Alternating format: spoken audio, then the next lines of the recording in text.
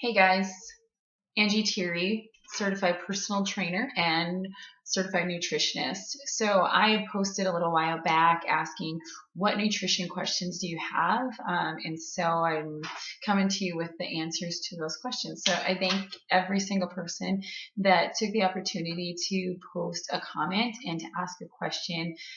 These videos are for you guys. So I just want to be able to help as many people. That's my main purpose and my main goal with being a nutritionist and also a personal trainer. That is, I want to be able to pay it forward and to be able to help and impact as many people as possible. So let's get into those questions. So one of the questions was nightshade vegetables. Are they really good or not? Are they are really not good? So if you don't know what a nightshade vegetable is, it's actually tomatoes, potatoes, white and red, but not sweet potatoes, eggplants, peppers, bell peppers, chili peppers, and any red spices, paprika, tobacco, and goji berries. So what I know of all those nightshade vegetables is that they're inflammatory causing, that there's some research behind those that are possibly inflammatory. So this is the reason why you may or may not cut them out of your diet is depending on if you have like an autoimmune disease, rheumatoid arthritis, anything like that, where you might have joint issues, digestive issues, something, where you have IBS or colitis, or anything like that. So really being in tune to your body. So it doesn't mean that they're necessarily bad or good. It's just how do you digest them? How does your body respond to them? So that's the biggest thing that I would say is that my rule of thumb that I go by is if it's God made and it comes from the earth, then go for it. Like I try to do as minimally processed as possible in my household. And if it's man-made, then really do your research, figure out is it really good for you or not, and what's all in it. So if I can't read the label and know what all the food is on the nutrition label, then I really dissect everything and break everything down. Being the nerd that I am when it comes to nutrition and is sometimes I will take a label and of something that I just see that there's lots of ingredients and I like to figure out what everything is because there's so many, like food industry, it's their job to sell their product. And so they'll do whatever they can to label things in a way that's appealing to you. So, and I've fallen suit where I've bought something that thought was healthy and it actually wasn't. And so I know that we all have fallen at one point, probably for a marketing gimmick, and got home and were like, well, shoot, I didn't realize that this really wasn't what I thought it was, or really wasn't a good food. To give an example, there was like a period of time where Nutella was this hazelnut delicious spread that, and I get home and I went through a period of time where I'm like, well, if you know me well enough, I love chocolate. And so I, thought, oh, let's spread Nutella on everything and not looking at the label appropriately, realizing that it has a lot of sugar in it and it's really not that healthy for you, but it's delicious. So that's nightshade vegetables. Second question was no carb versus gluten free, or having, I'm guessing, a keto diet versus gluten free. So there's so much information, and I think that people get really overwhelmed thinking, what do I even eat anymore? And so again, going back to if it's God made and comes from the earth, like by all means, like chances are it's probably still good as long as it's not completely processed a ton and stuff.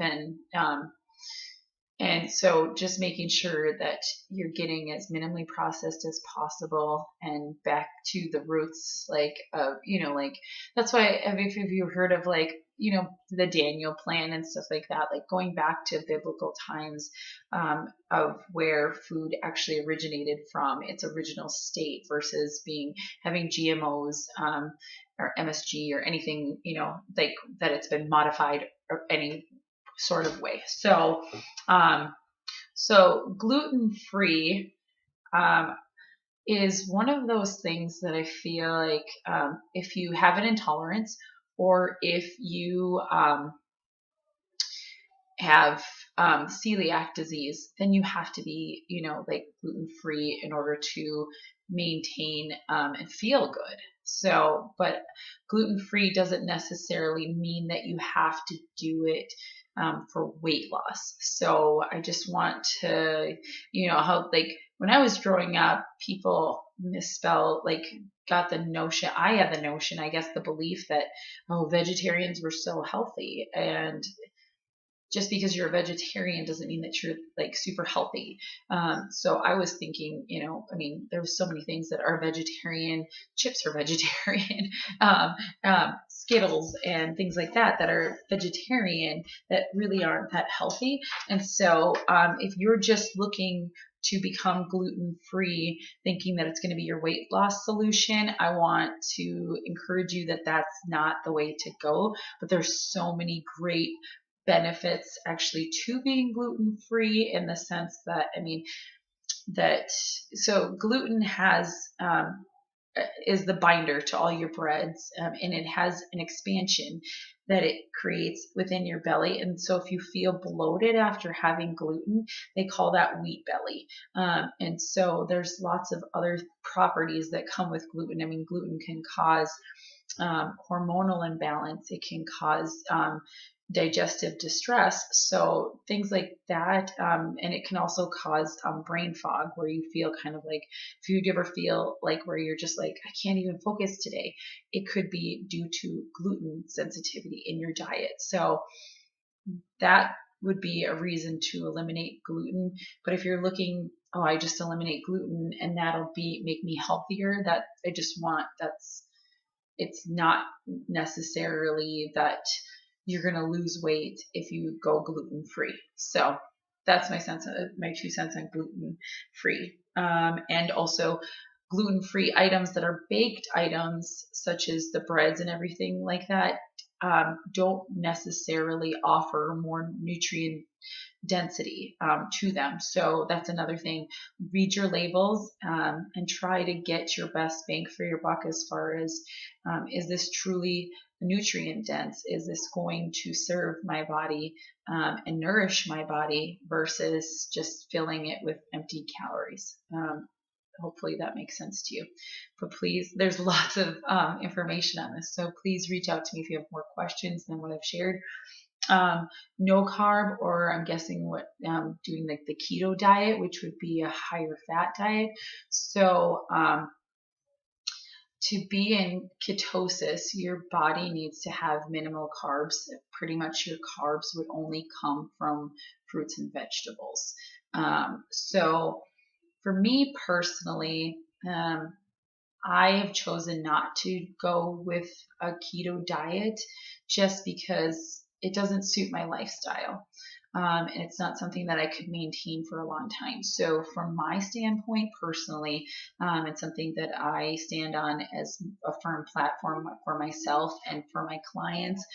If anybody wants to test out the keto diet, or trying to be of low carbs, or essentially no grains or carbs, complex carbs of any sort, then I'm willing to help them on that. But it's not something that I've chosen for my lifestyle that is supportive, that I can maintain. So that is one of the things that I try to really work with people on, what's going to be long lasting versus a quick fix. If you're looking for a quick fix, that's not something that I really like to do at all, or will endorse. If somebody comes to me and says, I'm going to, be on a really restrictive diet that's, very low calorie or anything like that, I just don't do that. But as far as no carb, your body uses carbs for energy. It's your main energy source. And then it turns into glucose once it's using it for your body. So when you have those carbs, it creates that energy. If you have ever noticed that all of a sudden you'll eat something that is of carb density, and all of a sudden you're like, I was really tired, maybe that 2-3 o'clock crash, and all of a sudden you eat a snack or something that has some carbs in it, and it like gives you life again and you feel energized again. So if your body's running on low carb or essentially no carbs, and you have higher fats where you get to that ketosis and you're truly in ketosis, your body turns fats into ketones, and that's where you end up pulling your energy from, is those ketones versus the glucose. So I hope that makes sense. There's lots of, I mean, you basically, for me personally, that I, again, as a platform that I talk about with my clients, is what's going to be sustainable. How are you going to keep that weight off and maintain that for forever?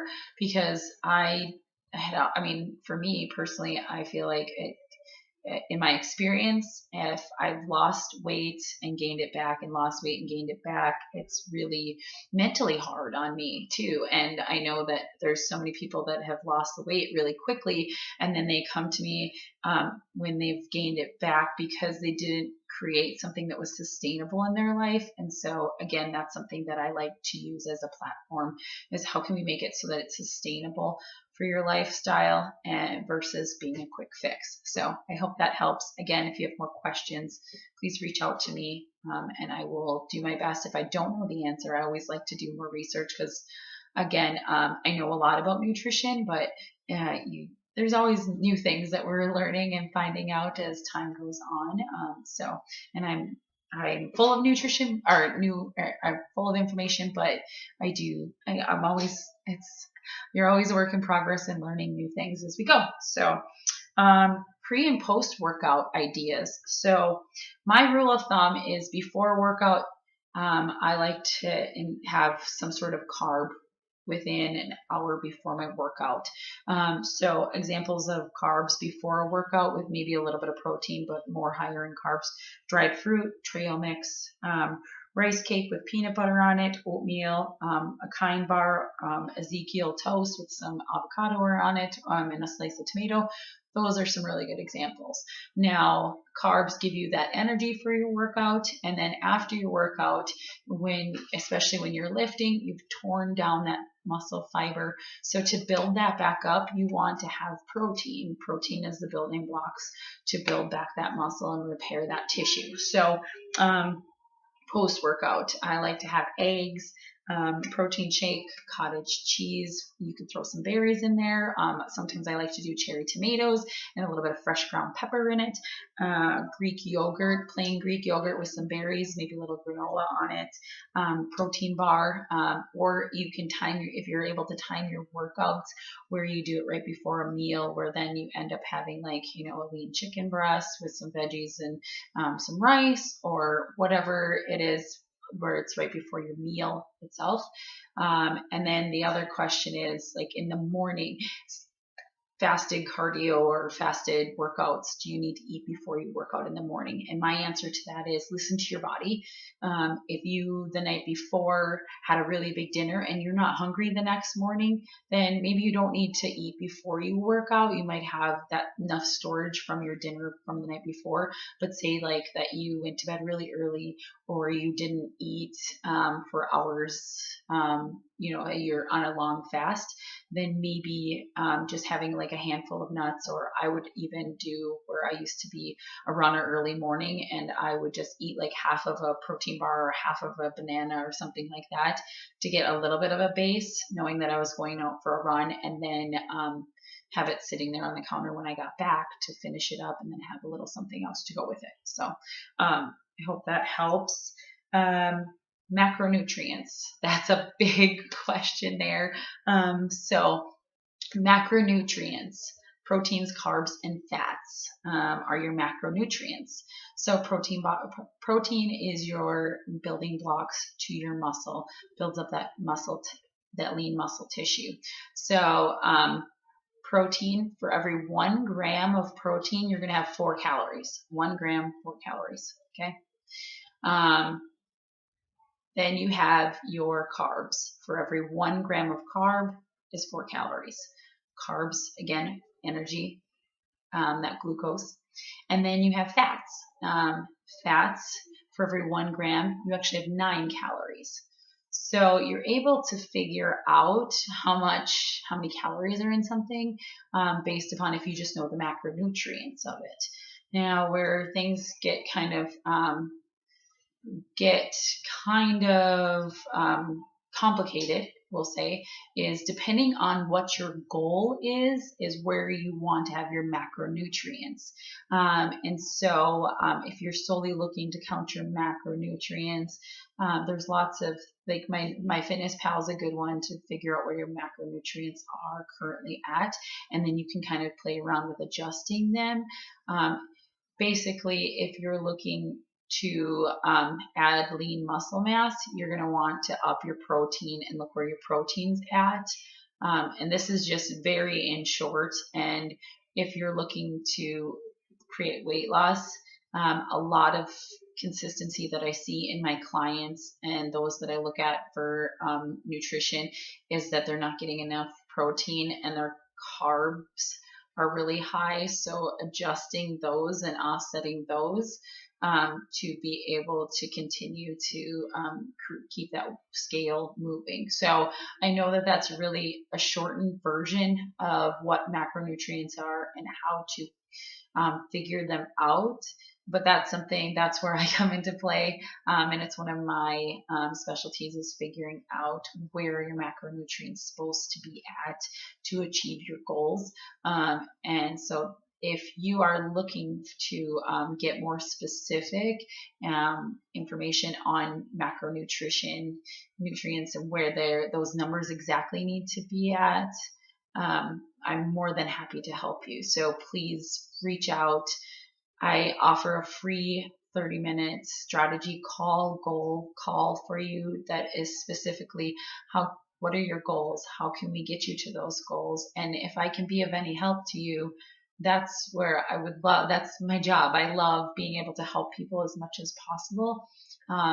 And to be able to see how can we get you to what your optimal life is, as far as if you want to lose weight or put muscle on or whatever it is that you're looking to do. That's why, but there's so much information. So I hope that this was helpful to you today and that you could pull a little bit of little nuggets from this to help you in your journey. And again, feel free to reach out to me. I will put in the comments below the link to schedule a free call. Also, I'm on I'm on Instagram and Facebook as Angie Thierry.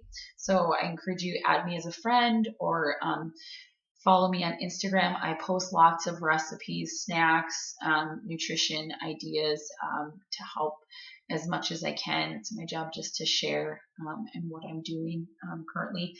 And then also head on over to angiethierry.com where I have lots of good information to be able to help you too as well. So if you find that this video was helpful to you, I encourage you to like my video, subscribe to my videos, reach out to me if you have any ideas as to things that you would like to see in my videos, because these videos are for you guys.